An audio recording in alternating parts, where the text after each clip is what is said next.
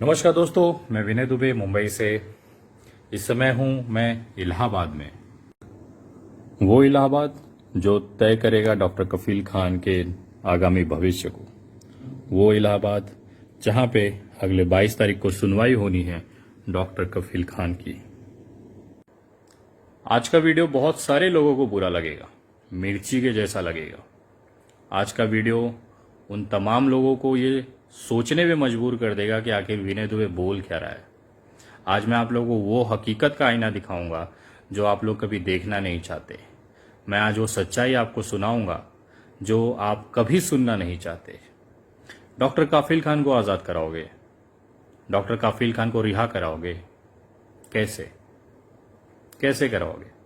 Social media पे चिल्ला के, मोर्चे निकाल के, आंदोलन करके? मैं आपको बता रहा हूं, घंटा फर्क नहीं पड़ता, घंटा फर्क नहीं पड़ता सरकार को ना कोर्ट को। ये हकीकत है। हम कितनी भी आवाज उठा दें, कितना भी सोशल मीडिया ट्रेंड चला लें, कितने भी आंदोलन, कितने भी मोर्चे निकाल लें, एक रत्ती भर का घंटा फर्क नहीं पड़ता इस कोर्ट को, इस सरकार को। पिछले 14 तारीख से आज 18 तारीख तक मैं मुंबई से उत्तर प्रदेश आके दर दर भटक रहा हूं।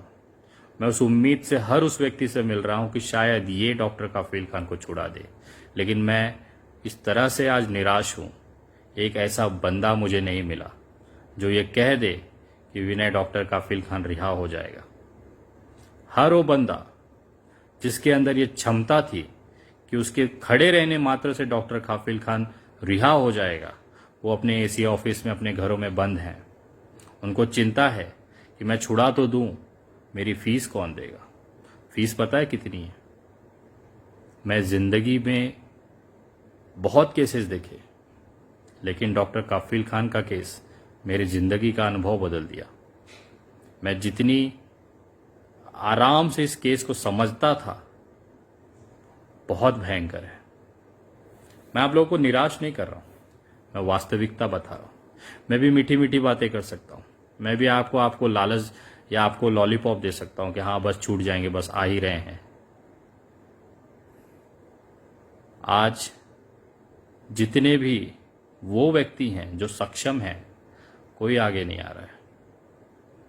केवल एक जगह मामला आके रुक जाता है, पैसा, फीस। हम नहीं सक्षम हैं। एक आम इंसान के लिए अदालत नहीं है। रासुका जैसे मामले में तो बिल्कुल नहीं है।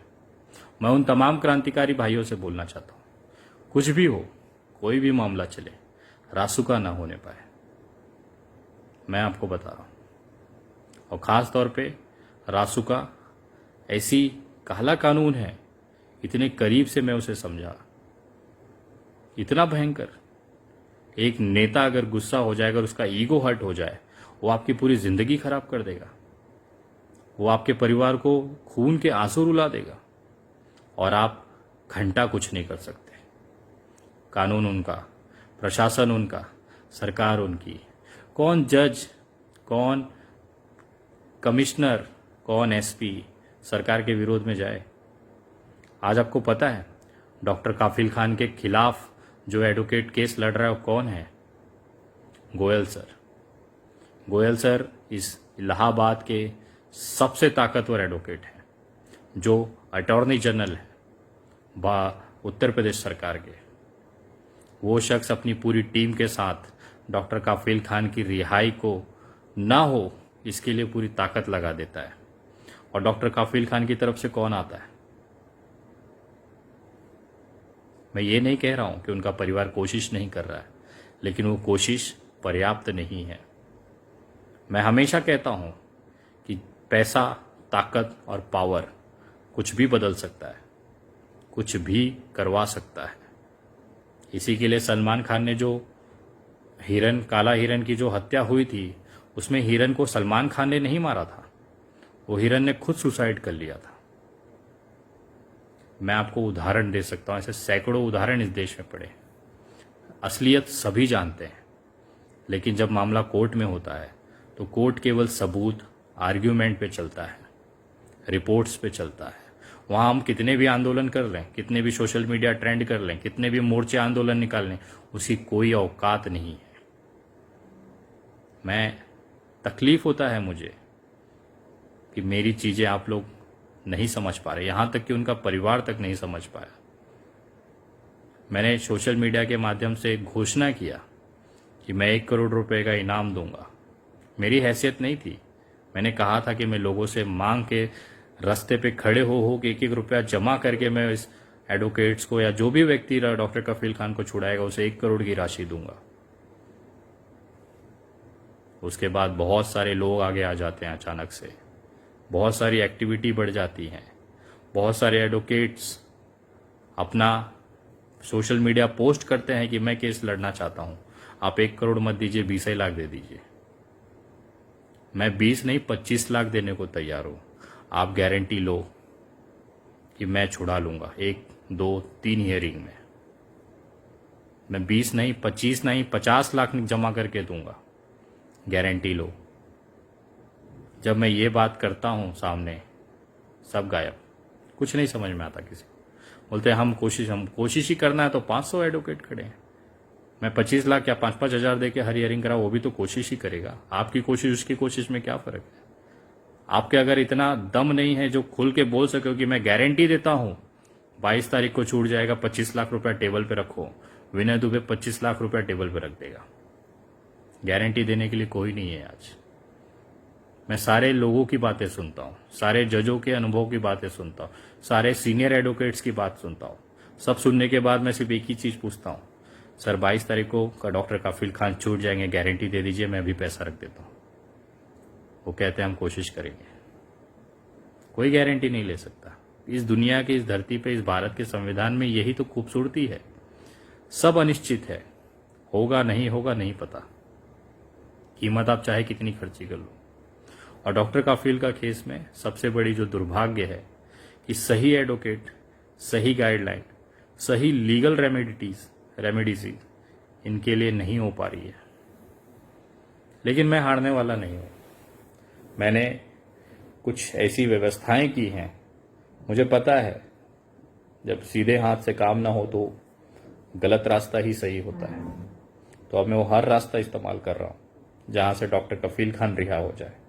मुझे देखना है इस कानून के अंदर हमारे जैसे लोगों की क्या भूमिका होती है, इस अदालतों में हम जैसे लोग कितने सक्सेस हो पाते हैं, मैं देखना चाहता हूं। और ये केस एक प्रयोग हो गया है इस पूरे भारत के लिए। प्रयोग आपके लिए हो गया है कि आप रास्तों पे चिल्ला रहे हैं, मोर्चे निकाल रहे हैं, सोशल मीडिया पे बातें लिख रहे हैं, आपके मन के अंदर गुस्सा है। ये प्रयोग हो गया है सरकार के लिए। वो देखना चाहती है कि एक आम इंसान कितना चिल्ला सकता है, कितना भौंक सकता है, कितना आंदोलन कर सकता है। ये प्रयोग हो गया है उन एडवोकेटों के लिए कि वो क्या पैतरे इस्तेमाल करें कि डॉक्टर कफील खान को रिहा होने के लिए कोशिश करें। ये प्रयोग हो गया है उस न्यायपालिका के लिए जहां पे भारत का इंसान न्याय की उम्मीद से जाता है। मैं आपको कहना चाहता हूं, डॉक्टर कफील खान अपराधी है, वो एक बेगुनाह इंसान है। अरे वो डॉक्टर है, उसका क्राइम से कहीं दूर दूर तक का लेना नहीं। उसके ऊपर रासुका जैसी धाराएं लगी हैं और देश में एक से एक गैंगस्टर बैठे हुए हैं जो विधायक और सांसद बन चुके हैं। यही तो हमारे देश की लोकतंत्र की खूबसूरती है। मैं आज जो चीज आपसे कहना चाहता हूं, पैसे का काम केवल पैसे से होता है। कुछ लोगों को इसमें धंधा दिखाई देता है। मुझे एक रिटायर्ड जज ने कहा, बहुत खूबसूरत बात कही, मैं मानता हूं कि उन्होंने बहुत वास्तविकता मुझे समझाई। उन्होंने कहा, विनय, डॉक्टर कफील खान 10 दिन के अंदर छूट जाता था अगर सही एडवोकेट सामने आ जाता था, सही एडवोकेट उनकी पैरवी करता था। एक दमदार एडवोकेट जज के सामने खड़ा होता तो जज को मजबूर होना पड़ता उसकी बात सुनने के लिए, समझने के लिए।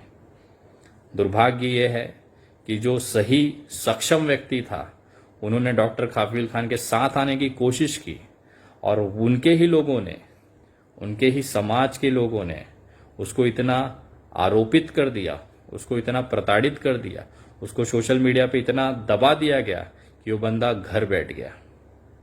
ऐसे बहुत सारे लोग शुरुआत में जब डॉक्टर कफील खान पे रासुका लगी थी, बहुत सारे सक्षम लोग सामने आए थे, लेकिन इनके ही सोशल मीडिया पे कुछ मुस्लिम समाज के लड़के, कुछ ट्रोलर्स उनको ट्रोल कर देते हैं और वो बेचारा बोलता है भाड़ में जाए दुनिया, हमको क्या करना। मैं बदनाम नहीं हो सकता किसी के लिए।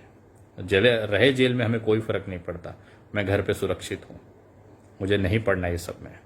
वो बंदा घर पे बैठा हुआ है, मैं नाम नहीं ले सकता। मेरी उनसे बात हुई, बोले विनय तू भी एक दिन इतना बदनाम हो जाएगा इस केस में कि लोग तुझे, यही लोग जिसके लिए तू आवाज उठा रहा है, यही लोग तुझे गालियां देंगे। उनके लिए तू एक धंधा कर रहा है, चंदे का धंधा। वो ये नहीं जानते कि जो एडवोकेट, इतने हायर लेवल के एडवोकेट एक बार खड़े रहने के लिए 2.5 लाख 5 लाख 10 रुपए की एक हियरिंग की फीस लेते हैं। वो हियरिंग की फीस आखिर डॉक्टर काफिल का परिवार कब तक दे पाएगा? 8 से 9 हियरिंग हो चुकी है, अभी पता नहीं कितनी हियरिंग्स होगी। क्यों, कैसे मैनेज करेंगे उसका परिवार? और तू आगे आया तो तेरे लिए भी देख, वो बोले मैं सब देख रहा था तेरी चीजें, मुझे समझ में नहीं आया तो इतनी हिम्मत लाता कहां से है? इतना नेगेटिव हवाएं बहने के बावजूद तू इतना हिम्मत जमा कैसे कर लेता है कि इतनी आंधियों में भी तू खड़ा है? और सबसे बड़ा दुर्भाग्य उनको ये लगा कि देखिए, जिसके परिवार के लिए तू मदद करने निकला था, आखिर में उनकी पत्नी वीडियो बना के कहती हैं कि क्राउड फंडिंग मत करिए, हमें दुआओं की जरूरत है। उनको बहुत अटपटा लगा कि विनय आखिर तू किसके लिए कर रहा है, और उसके बावजूद भी तू मुंह उठा के इलाहाबाद चला आया। इतना बड़ा बेशरम है तू। अगर तेरी जगह कोई और होता तो बैठा होता घर पे कि भाड़ में जाए, अपने को क्या करना है, जिसका है वो देख लेगा। सारी चीजें होती हैं, लेकिन मेरे पता नहीं अंदर ये क्यों है, डॉक्टर काफिल खान से क्यों इतनी पर्सनल अटैचमेंट है मेरी कि मैं नहीं रोक पाता हूं अपने आप को। मैं आज आप तमाम लोगों से कहता हूं, इंसानियत अगर जिंदा होगी तो आप साथ दें। कुछ लोगों को ये धंधा लगता है, कुछ लोगों को ये पब्लिसिटी लगती है, लेकिन मैं एक लड़की का पिता हूं, मेरी 1.5 साल की बेटी है, डॉक्टर काफिल खान की भी 1.5 साल की बेटी है। मैं 14 दिन जेल रहा बांद्रा मामले में, डॉक्टर काफिल खान लगातार जेल में है। उस 14 दिनों में मैंने डॉक्टर काफिल खान की जिंदगी का एहसास किया। आज मुझे एहसास होता है, जिस तरह से मैं तड़पता था अपने परिवार से मिलने के लिए, अपने बच्चे को गले लगाने के लिए, कहीं ना कहीं वो एहसास आता है कि डॉक्टर काफिल खान के ऊपर क्या बीतती होगी, क्योंकि उनकी जगह कभी मैं था। मैं भी एक बेटी का पिता हूँ, मुझे भी एहसास होता है। और जेल की बातें, यातनाएं, मानसिक प्रताड़ना वो लोग नहीं समझ सकते जिन्होंने कभी ये परिस्थिति देखी ही नहीं हो। आज सोशल मीडिया पे बड़ी बड़ी बातें लिख सकते हो कि जेल से रिहा करा देंगे, ये करा देंगे, लेकिन एक एक दिन, एक एक घंटा जेल का इतना भयंकर होता है, वो आप महसूस नहीं कर सकते। वही सारे कारण है कि विनय दुबे आज इलाहाबाद बैठा हुआ है। मुझे कहीं ना कहीं लगता है ये केस कहीं ना कहीं अपनापन सा लगता है। मैं आप तमाम लोगों से कहना चाहता हूं, अगर इंसानियत बची है तो भले मेरा डॉक्टर काफिल का परिवार मुझे कुछ भी कहे, ये ट्रोलर्स मुझे कुछ भी कहें, लेकिन अब पैसे की वजह से इस केस को मैं ज्यादा दिन तक नहीं खींचने दूंगा। मैं नहीं चाहता कि डॉक्टर काफिल खान और महीनों भर जेल में रहे। मैं ये भी जानता हूं कि अगले 22 तारीख को सुनवाई में कोई रिजल्ट नहीं आने वाला। मैं ये भी जानता हूं कि इस केस में केवल पैसा ही एक ऐसी चीज है जो डॉक्टर काफिल खान को आजाद कराने के लिए सबसे बड़ी महत्वपूर्ण भूमिका निभाएगी, क्योंकि यही पैसा देश के सबसे बेहतरीन एडवोकेट्स, सबसे बेहतरीन जजों को हायर करके इस केस में लगाएंगे। मैं आप लोगों से एक बार फिर निवेदन करता हूं कि आप मुझे चाहे जितना बदनाम कर लें, आप चाहे मुझे कितने भी चंदे का धंधा व्यापारी बता दें, मुझे कोई दिक्कत नहीं है, लेकिन अब डॉक्टर काफिल खान की जो सुनवाई है वो पैसों के दम पर बढ़िया एडवोकेट्स, सीनियर एडवोकेट्स को हायर करके उनको खड़ा करने की जरूरत है, और उसके लिए अब जरूरत है अत्यधिक पैसों की। मैं आप लोगों से निवेदन करना चाहता हूं, आज मैं इलाहाबाद से मुंबई जा रहा हूं। मेरे बहुत सारे औद्योगिक मित्र हैं, इंडस्ट्रीज में लगे हुए मित्र हैं, उनसे मैंने कहा कि इस केस के लिए फंड की जरूरत है। उन्होंने दिल खोल के कहा कि विनय आओ, हम सब मिलकर कंट्रीब्यूट करेंगे। आज मैं आप लोगों से निवेदन करता हूं, आपको अगर लगता है ये धंधा है तो आप बिल्कुल मत इसमें सहयोग करिए, लेकिन अगर आपको लगता है कहीं ना कहीं कि इंसानियत के लिए, एक बेगुनाह इंसान को छुड़ाने के लिए जरूरी है, तो कृपया आप मेरे पेटीएम, गूगल पे और फोन पे नंबर 9594394948, मैं नंबर वापस देता हूं 9594394948, इस नंबर पे आप जितना जल्दी हो सकता है 20-21 तारीख तक जितना अधिक मात्रा में आप लोग सहयोग कर सकते हैं करें। और कृपया वही लोग करें जिन्हें लगता है कि ये जो तरीके हैं सही हैं, और जिन्हें धंधा लगता है वो कृपया मुझे गालियां दे सकते हैं, मुझे कोई परवाह नहीं है। आप लोगों की गालियां सह सकता हूं, लेकिन उस बाप की पीड़ा और जेल में बैठे हुए इंसान की पीड़ा नहीं सह सकता हूं। तो आप लोगों को जो लगता है लगे। यहां तक कि डॉक्टर काफिल खान के परिवार को, उनकी पत्नी तक को मैं ये कहना चाहता हूं, आप कितना भी क्राउड फंडिंग का निवेदन न करें या जो भी है उसे रोके, मुझे कोई परवाह नहीं है। क्योंकि अब अगर पैसे के लिए डॉक्टर काफिल खान जेल रह गया तो हमसे इतना सक्षम होने के बाद भी देश अगर वो छूट नहीं पाया तो ये शर्म की बात है हम सबके लिए। अगर किसी एक व्यक्ति पे लोड क्यों लिया जाए, देश में इतने लोग हैं उनके पीछे खड़े, तो आज उन सभी के साथ की जरूरत है। और जिसको भी लगता है मदद करना चाहते हैं करें, नहीं करना चाहते उनका भी स्वागत है। आप सोशल मीडिया पे आवाज उठाते रहें। मैं कानूनी परिसर में, कोर्ट का परिसर में, उनके बैकग्राउंड में जाके जो भी हो सकता है मैं कोशिश करूंगा। और 22 तारीख को डॉक्टर काफिल खान की केस की सुनवाई में मैं और बनारस वाले मिश्रा जी, हम सब सोशल एक्टिविस्ट पूरे देश से इलाहाबाद में कोशिश करेंगे उनकी रिहाई हो जाए। उम्मीद कम है लेकिन कोशिश करना मेरा काम है। जय हिंद, जय महाराष्ट्र।